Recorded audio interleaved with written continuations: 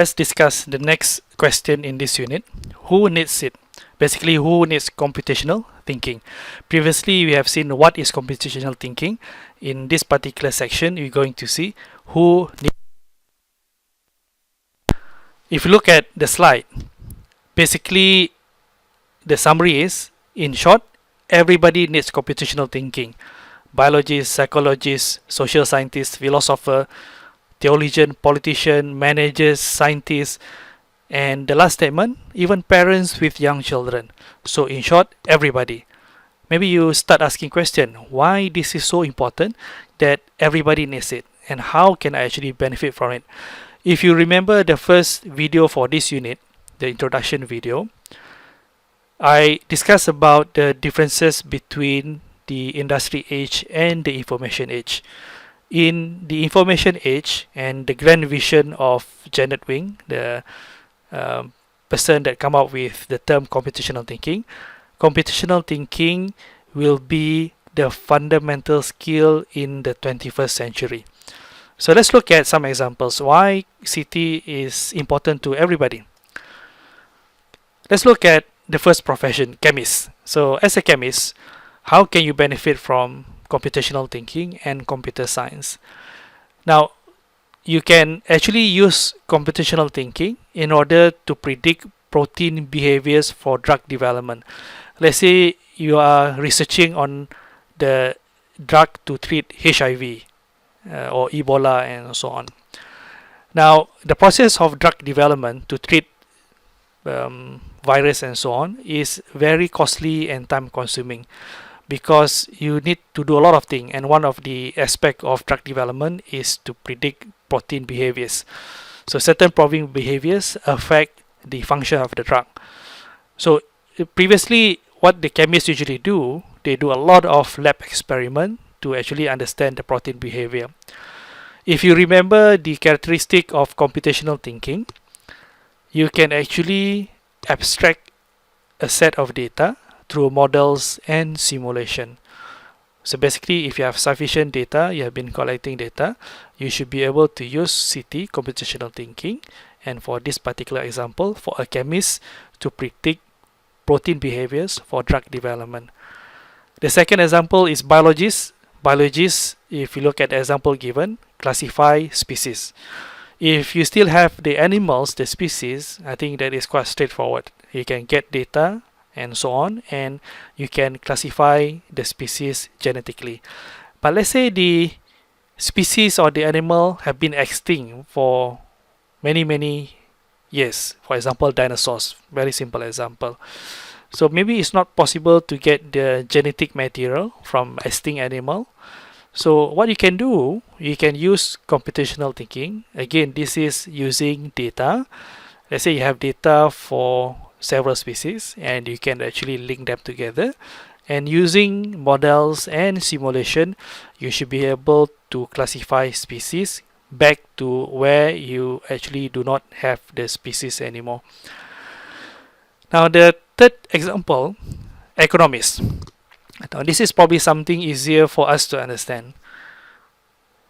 Price differences of commodities, price changes of oil going up and going down, the market rates, the finance market, the shares going up, the shares going down, the interest rate of banks and so on.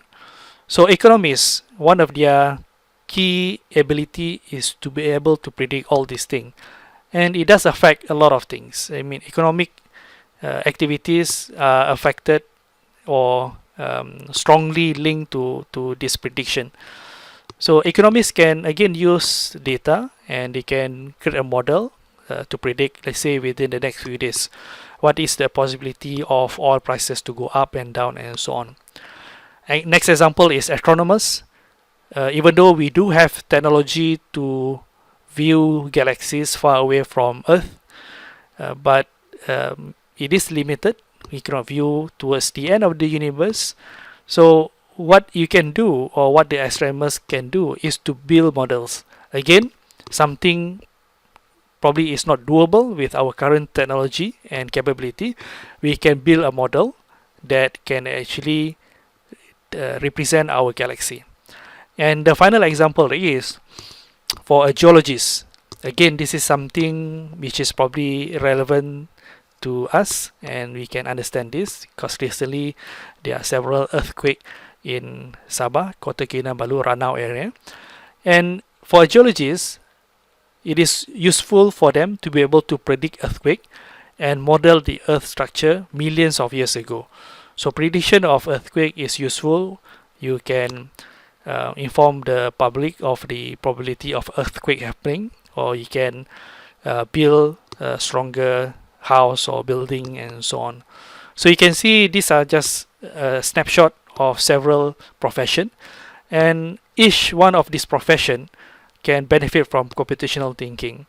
So currently you are studying, and in few years time or very soon you're going to graduate, and you're going to see that computational thinking is actually applicable and useful to a lot of areas.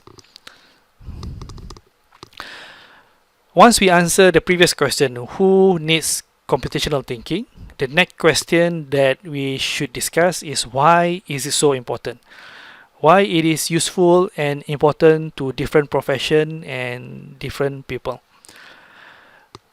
So a few points that we can discuss today is first, move student beyond technology literacy. What is the difference between being literate and being competent? Now, your generation, if you are born in the year 90s, then you are considered the Y generation, Gen Y. If you are born after 2000 onwards, you are termed as the millennial generation. What I'm trying to point out, for your generation, using ICT and technology is part and parcel of your life. Some of you use ICT from a very young age, using computers, tablets, and so on from a very young age. So you know how to use computers, you know how to use this technology, and this is literacy. Basically being able to use software like Office Suite, word processor, spreadsheet, presentation, internet, using the browsers and so on. But we want you as a student and your generation to move beyond literacy to competency, being able to use all this technology to solve problems. So that's why it relates to the second point, whereby we want to create problem solvers rather than just software user, rather than just end user. So this is important. We want you to be able to solve problem using computational thinking rather than just using the software. Now the third point is, why is it so important? And this is linked to the first video that we have in the unit, whereby we live in the information age. The precious commodity that we have is information. It's a knowledge-based economy. So it is important, rather than using the knowledge, being the end user, to be able to create knowledge and design processes that can be automated.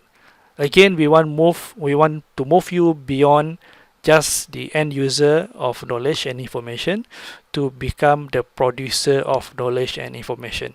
Again, remember, information is the current economy. Now, the fourth point is computational thinking. It encourages creativity and problem solving. If you remember the definition for computational thinking, it is an approach to problem solving using concept from computer science. So it's actually a problem solving tool, and it helps you with your creativity. And the final point, computational thinking is not the only problem solving technique. There are so many others problem solving technique, but what computational thinking useful for, it actually helps you with your current problem solving technique. In the next video, I'm going to share with you some of daily examples of computational thinking. You probably have used it, but you don't realize it. So see you in the next video.